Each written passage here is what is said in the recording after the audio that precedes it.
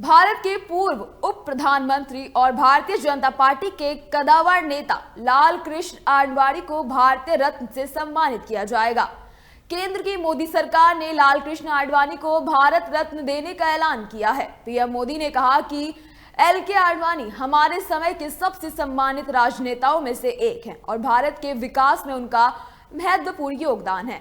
PM Narendra Modi ने खुद social media platform x पर इसकी जानकारी दी। पीएम मोदी ने एक्स पर लिखा, मुझे ये बताते हुए बहुत खुशी हो रही है कि श्री लाल कृष्ण आडवाणी जी को भारत रत्न से सम्मानित किया जाएगा। मैंने भी उनसे बात की और इस सम्मान से सम्मानित होने पर उन्हें बधाई दी। हमारे समय के सबसे सम्मानित राजनेताओं में से एक, भारत के विकास में उनका योगदान अविस्मरणीय है। उनका जीवन जमीनी स्तर पर काम करने से शुरू होकर हमारे उप प्रधानमंत्री के रूप में देश की सेवा करने तक का है।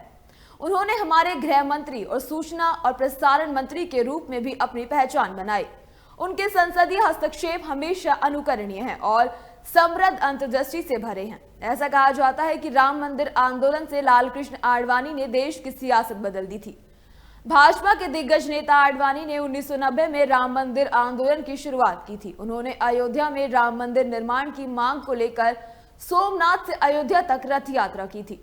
उनकी रथ यात्रा ने देश की राजनीति बदल कर रख दी थी। 1992 के अयोध्या राम मंदिर आंदोलन उनके नेतृत्व में हुए।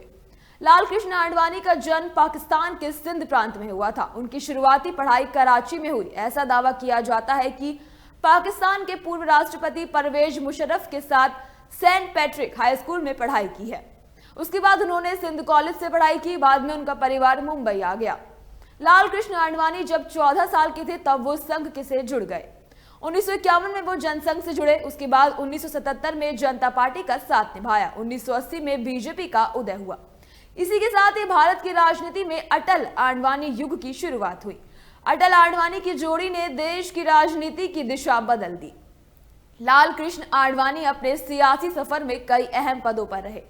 1977 में सूचना प्रसारण मंत्री बने तो साल 2002 में उप प्रधानमंत्री। 2009 के लोकसभा चुनाव में बीजेपी की हार उनके लिए बड़ा झटका साबित हुई। उसी के बाद बीजेपी में नई पीढ़ी के आगमन के लिए उन्होंने रास्ता छोड़ दिया। इसके बाद उनकी राजनीतिक सक्रियता कम हो गई।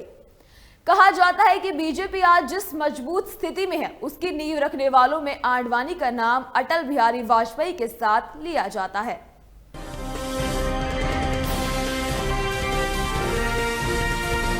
केलांचल टाइम्स, हर खबर पर हमारी नजर।